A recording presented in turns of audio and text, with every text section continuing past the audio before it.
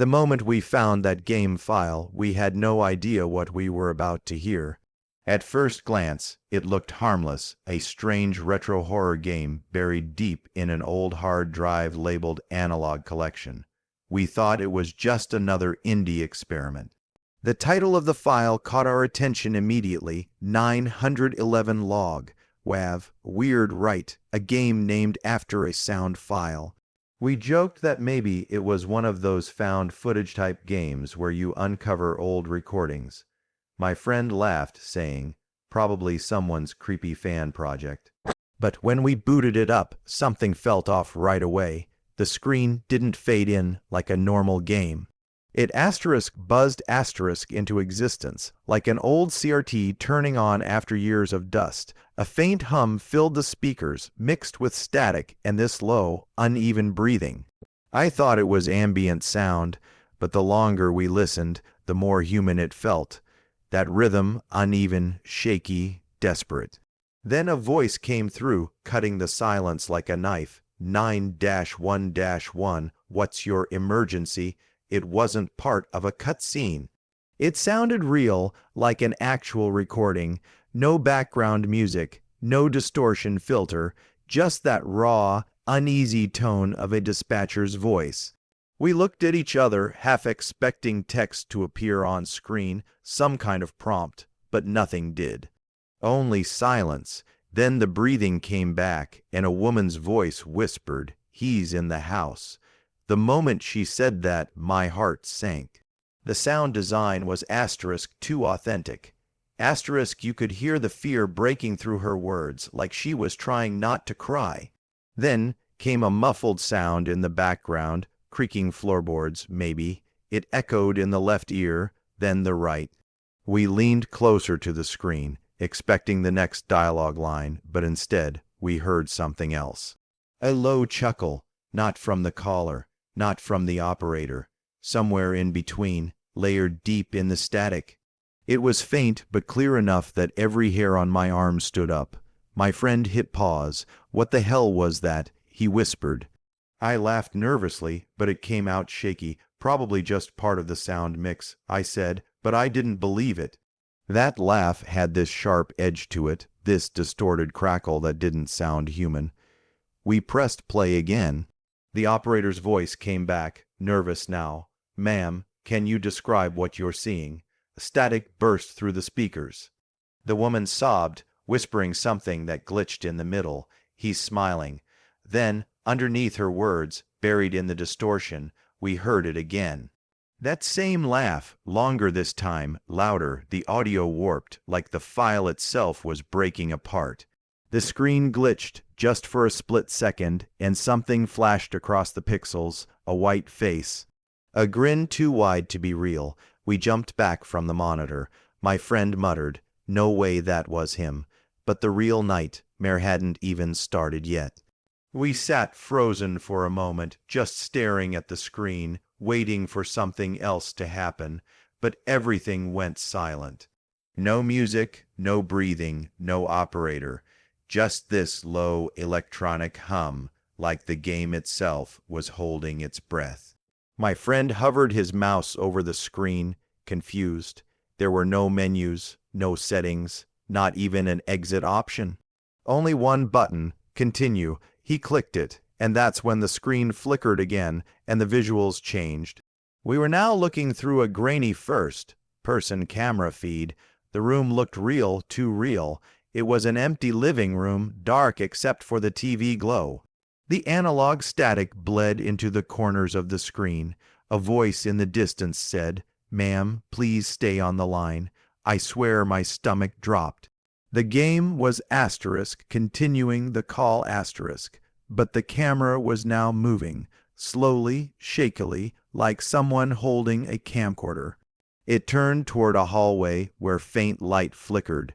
You could hear footsteps echoing somewhere close. My friend whispered, "Bro, this isn't normal game AI."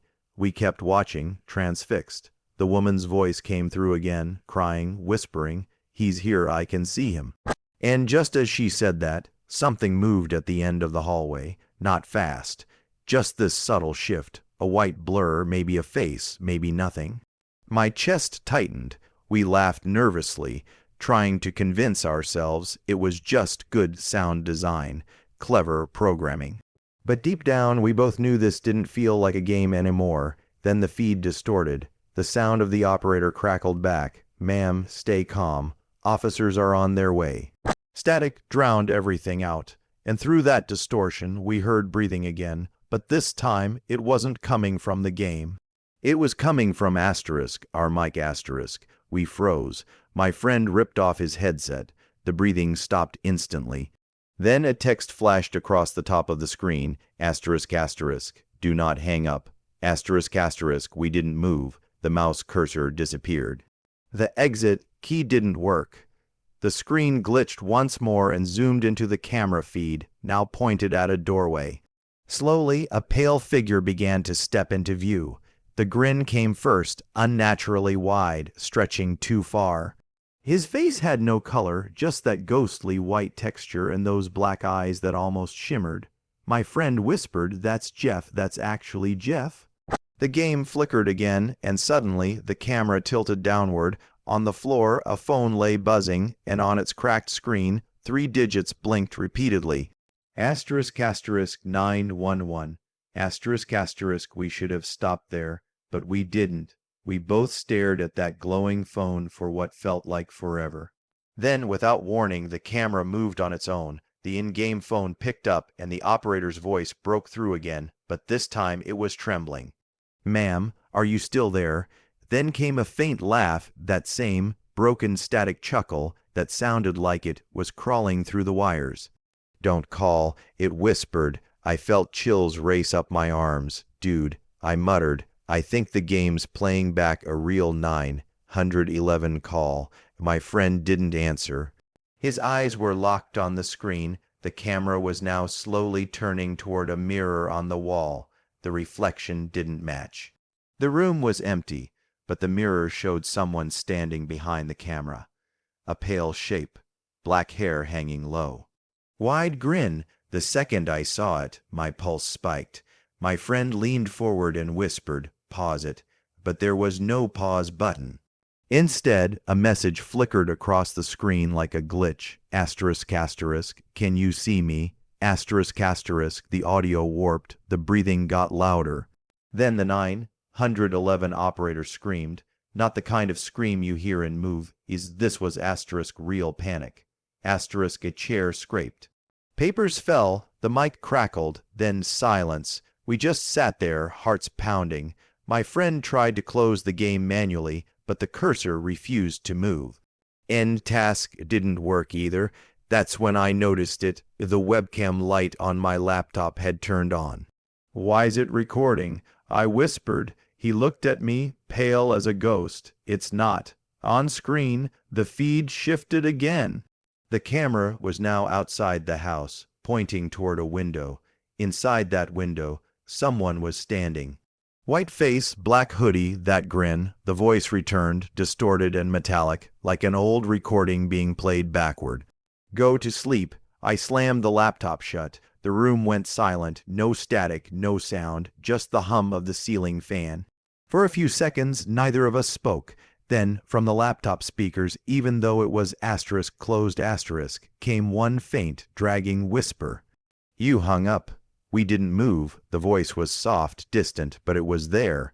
The laptop vibrated slightly, like something was trying to start again. My friend slowly opened the lid, and the screen came back to life, pure static.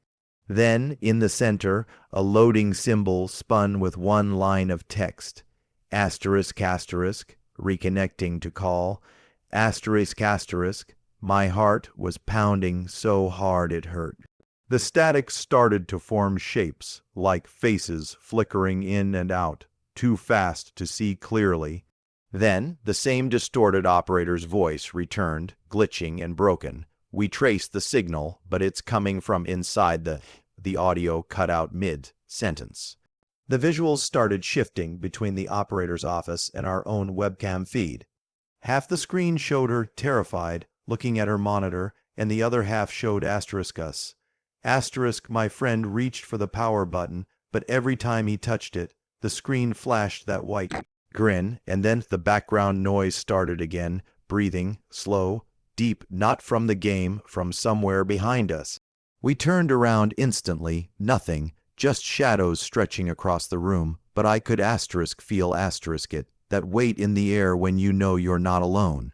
I whispered, "This has to be a prank," but my voice shook so bad it didn't sound like me anymore. The operator's voice came back, whispering now, "He's behind you." We whipped back to the screen. The in-game camera showed a room identical to ours. Same desk, same fan, same posters. The only difference: in the game's version of our room, someone was standing behind our chairs. We couldn't breathe. My friend slowly reached for his phone, muttering, "This isn't real, it can't be." And then the light flickered, the power went out, total darkness. When it came back, the game was gone. No icons, no files, nothing. Just one new folder on the desktop, 911 recording. He clicked it open. Inside was a single audio file, time-stamped *today. We stared at that file like it was radioactive. "Don't play it," I said, but of course he did. The recording started with the same operator voice, trembling. Then another voice joined, our voices. We could hear ourselves whispering, panicking, breathing everything that had just happened, perfectly mirrored, but recorded as if from another room. The sound of chairs scraping, the faint static, even the exact moment I said, "This has to be a prank." Then something new layered over it, a deep voice, calm and cold. "Now you know what it feels like to call." That voice wasn't human. It had that mechanical distortion, like multiple tones stacked on top of each other. My friend yanked out the speakers, but the sound didn't stop. It started coming from his phone, then the TV, then even my smartwatch. Everything that could make noise started playing the same thing, our voices on loop, whispering in terror. Then the final message played, "Don't hang up." Every light in the room shut off. The laptop screen glowed faintly, showing one last image, Jeff's face staring straight out of the pixels, frozen in that wide, hideous grin. Then black. We sat there for maybe 10 minutes, waiting for something else to happen, but nothing did. Slowly, we unplugged everything, turned off the power, and just sat in silence. I kept thinking about that last phrase. "Now you know what it feels like to call." It didn't make sense then, but later that night, around 3 a.m., I got a notification on my phone. No caller ID, just 3 numbers, **911, ***. I didn't answer. I couldn't. I just stared at the screen until it stopped ringing. But the second it did, the phone buzzed again, this time a text, "Go to sleep." I dropped the phone instantly. My friend laughed nervously, trying to play it off like a coincidence. But when his phone lit up too, same message, same time, neither of us were laughing anymore. We deleted the file, formatted the drive, even factory reset the system. But the weirdest thing: every time we start a new game, no matter what it is, the title screen flickers for a split second, showing 911 log. WAV. It's burned into the code somehow. Like it won't let go. A few nights later, I decided to check one last time, just to be sure. I opened the laptop, and there it was, that same folder, 911 recording.